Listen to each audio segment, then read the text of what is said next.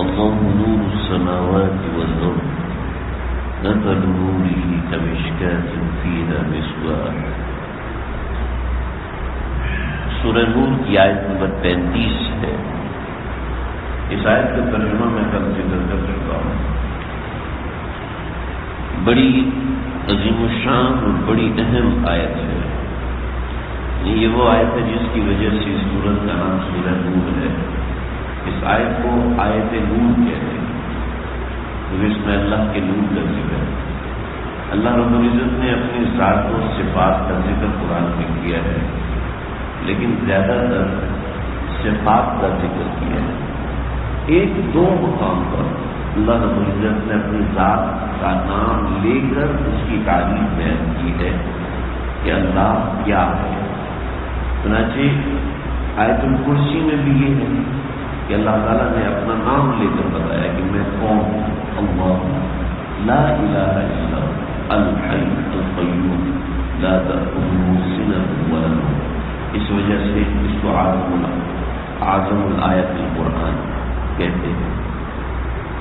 یہ بھی آیت اللہ نے اپنا نام بیان فرما کے اس کے بعد اپنی صفات بیان کی ہیں. تو یہ ایک واضح پیغام جاتا ہے بندوں پر کہ اللہ رب العزت کی صفات پہ غور کریں.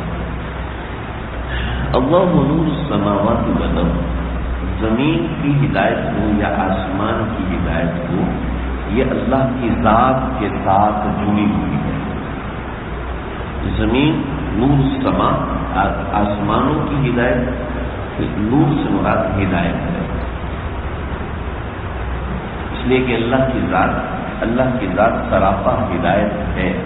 یہاں پر سراپا ہدایت ایسے کہتے ہیں جیسے اس کا نام لیتے ہی بہادری کی یاد آ جاتی ہے. مفسرین نے لکھا ہے کہ جیسے بہادری کسی شخص کے ساتھ متصف ہو جاتی ہے، جیسے حضرت علی کا نام لیتے ہی بہادری کا ذکر، شیرانہ طاقت کا ذکر، تو حیدر کا لقب دیا جاتا ہے. تو اسی طریقے سے جو کوئی چیز کسی شخصیت کے ساتھ خاص ہو جائے تو اس کا نام لیتے ہی اس کی یاد آ جاتی ہے. ایسے ہی اللہ رب العزت کی ذات سراپا نور ہے. یعنی اللہ کی ذات اصل میں نور کی بنی ہوئی ہے یا کس چیز کی بنی ہوئی ہے، اس سے کوئی بحث نہیں کر سکتا. نہ کسی کو اجازت ہے اور نہ شرعی طور پر آج تک کسی نے اس پہ بحث کی ہے. اس لیے کہ اللہ رب العزت جسم سے پاک ہے. اللہ رب العزت جسم کے محتاج نہیں. اللہ رب العزت اپنی ذات کو بتانے کے لیے نور کے بھی محتاج نہیں. لہذا یہ کہنا کہ اللہ کی ذات نور سے بنی ہوئی ہے، ایک ایسی بات ہے جس کو آج تک کسی نے بیان نہیں کیا اور نہ ہی کسی کی ضرورت ہے کہ اللہ کی ذات کی حقیقت اور ماہیت کو سمجھ سکے. لا تتفکروا فی اللہ، تتفکروا فی خلق اللہ ولا تتفکروا فی اللہ.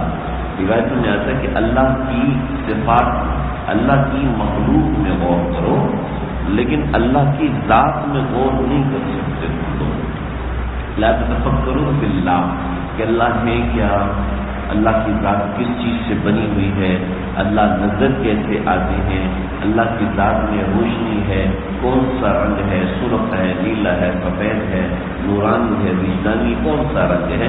کوئی اس کے اوپر کوئی فیصلہ نہیں کر سکتا، نہ کوئی بتا سکتا ہے. ایسے ہی بہت سی روایات آتی ہیں جس سے کچھ محدثین استدلال کرتے ہیں کہ اللہ رب العزت نے میں نے تمہیں اپنی حیت میں پیدا کیا، میں نے تم کو اے انسان میں نے تم کو اپنی صورت میں پیدا کیا، یہ اللہ بتاتے ہیں.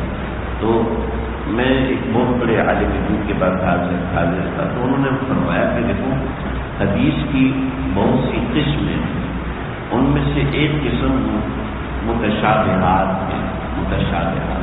یعنی جس کا معنی نہ اللہ کے نبی نے بیان فرمایا ہے اور نہ کسی اور نے بیان کیا ہے.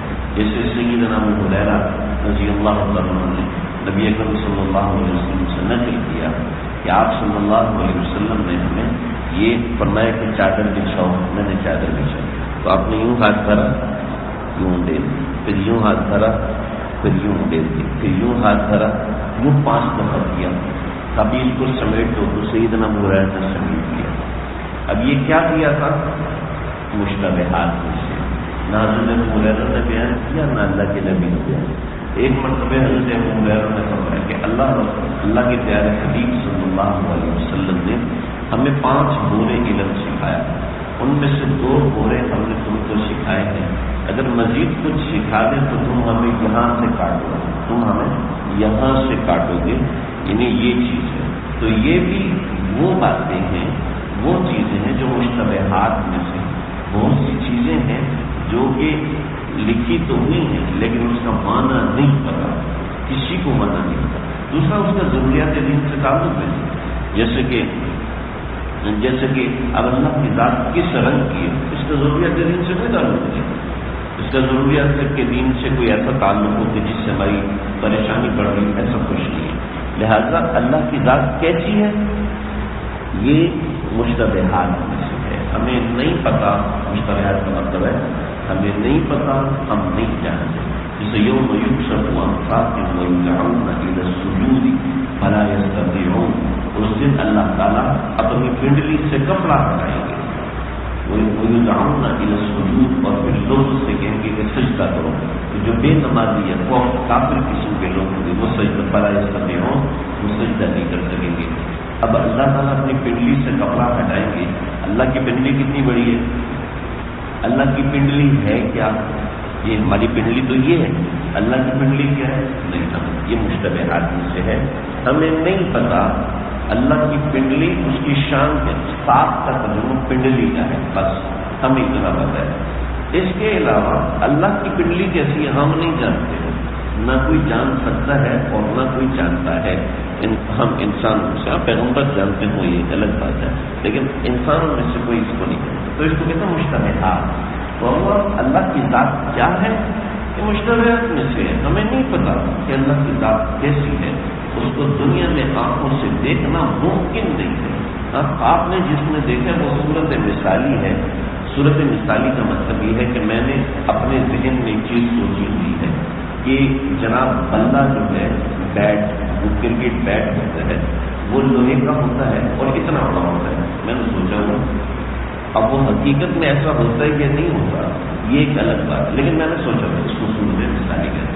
تو کسی نے کوئی صورت مثالی سوچی ہوئی ہے تو ایک الگ چیز ہے، لیکن اللہ کی ذات کیسی ہے یہ کسی کو نہیں پتا۔ تو اللہ نور السماوات، جہاں اللہ رب العزت نے بتایا ہے تو ہم اللہ کی صفات کے اوپر لگائیں گے، اس کی ذات کے اوپر نہیں لگائیں گے کہ اللہ نور کے بنے ہوئے ہیں۔ یہ کوئی نہیں کہہ سکتا، یہ کوئی بھی کہے گا تو وہ دائرہ اسلام سے خارج بھی ہو سکتا ہے۔ لہذا قرآن مجید کو اپنے مطلب سے، اپنے معنی سے، صرف ترجمے سے پڑھ لینا، اس کو سمجھ لینا، یہ آج تک 1400 برسوں میں کسی نے بھی اس کی اجازت نہیں دی۔ تو اللہ نور السماوات، اللہ رب العزت آسمانوں کی ہدایت بھی اللہ کے ہاتھ میں ہے اور زمین کی ہدایت بھی اللہ کے ہاتھ میں ہے۔ لہذا یہ ساری ہدایت اللہ کی ذات کے ساتھ متصل ہیں۔ اب اس سے سمجھیں، اللہ رب العزت نے ہر ہدایت کو اپنی ذات کے ساتھ جوڑا ہوا، ہر ہدایت اللہ کی ذات سے جڑی ہوئی ہے۔ لہذا کوئی شخص ہدایت پر ہے تو اس کا دل کا تعلق اللہ سے ہوگا۔ اگر دل کا تعلق اللہ سے نہیں ہے تو اس کا مطلب ہے کہ ہدایت میں کوئی گڑبڑ ہے، ہدایت میں کہیں نہ کہیں کوئی کمی ہے۔ اور قلبی تعلق اللہ سے ہوتا ہے ذکر اللہ سے، ذکر کرنے سے، ذکر کی پابندی سے۔ نماز بھی ذکر ہے، تلاوت بھی ذکر ہے، اعمال بھی ذکر ہے، وغیرہ وغیرہ۔ تو پھر اس ہدایت سے اللہ رب العزت نور کو پیدا فرماتے ہیں۔ وہ نور کیا ہے؟ وہ نور شریعت ہے۔ یعنی ایک شخص کہتے ہیں میرے قلب کا تعلق اللہ سے اتنا ہے کہ مجھے خواب میں اللہ تعالیٰ ہر چیز بتاتے ہیں۔ میرے جاننے والے ہیں، ان کی کوئی محروم خاتون ہے، خالہ، انہوں نے کہا جی میری خالہ جو ہے وہ اس طرح کی باتیں بتاتی ہیں تو میں بات کرانا چاہتا ہوں۔ میں نے کہا جی کریں کہ جی مجھے جو بھی کام ہوتا ہے خواب میں اللہ تعالیٰ مجھے آ کے بتاتے ہیں اور میں اس کے مطابق لوگوں کو بتاتی ہوں، اور کئی دفعہ ایسے ہوتا ہے کہ 2-4 دن کے بعد ایسا ہو بھی جاتا ہے۔ تو خواب میں اللہ تعالیٰ مجھے آ کے خود بتاتے ہیں اور یہ جو میں ان سے بات کر رہا ہوں یہ وہ بھی مجھے خواب میں اللہ تعالیٰ نے بتایا ہے. کبھی بھی آپ نماز کتنی پڑھتی؟ میں الحمدللہ 4 نمازیں پوری پڑھتی ہوں. ایک 5ویں نماز سے 5ویں نماز فجر میں ہم سے نہیں اٹھنے ہوتا، کیونکہ میرے خواب میں کہ اللہ آتا ہے تو مجھ سے اٹھنے نہیں ہوتا کہ میں چاہتا ہوں اللہ سے میری ملاقات ہو جائے. تو یہ ہدایت نہیں ہے، یہ ہدایت نہیں ہے. پھر اور بھی چیزیں پوچھیں. شریعت کی ہدایت کے ساتھ اگر اللہ سے تعلق قلب کا حاصل ہے تو پھر تو ٹھیک ہے، لیکن شریعت کی ہدایت سے ہٹا ہوا ہے تو اس کا مطلب گمراہی ہے، اس کا مطلب وہ غلط چیز ہے. تو سمجھ لیں ایک آدمی گاڑی چلاتا ہے، کہتے ہیں میں گاڑی چلانے میں بہت ماہر ہوں. آپ اس کے ساتھ گاڑی میں بیٹھتے ہیں، اس کو گیئر لگانا نہیں آتا تو آپ کیا کہیں گے؟ میں بہت اچھی گاڑی ہوں. تو آپ نے تو بہت بڑی گاڑی، کروڑوں کی گاڑی کی ہوئی ہے، اس لیے آپ کو آتی یہ علامت نہیں. اس کو گاڑی چلانی آتی ہو، اب وہ چھوٹی ہو بڑی گاڑی ہو، پھر ہم مانتے ہیں کہ جی آپ کو گاڑی چلانی آتی ہے، لیکن گاڑی اتنی بڑی چیز چلانی نہیں آ رہی ہے تو اس کا مطلب ہے گاڑی نہیں آتی. ایک بالکل بات اچھی بات. ایسے ہی کوئی شخص شریعت کی بنیادی باتوں پہ عمل ہی نہیں کرتا اور کہتے ہیں کہ میرا اللہ سے تعلق ہے، یہ بالکل ایسے ہی ہے جیسے اس ڈرائیور کا مسئلہ ہے، جیسے اس شخص کا مسئلہ ہے. تو مثل نور ہی کا مشکات فیہا مصباح کے اندر اللہ رب العزت نے یہ چیز بیان فرمائی. اس کے اندر اور بھی چند باتیں ہیں، انشاءاللہ ذکر کروں گا، اللہ سمجھ لیجیے.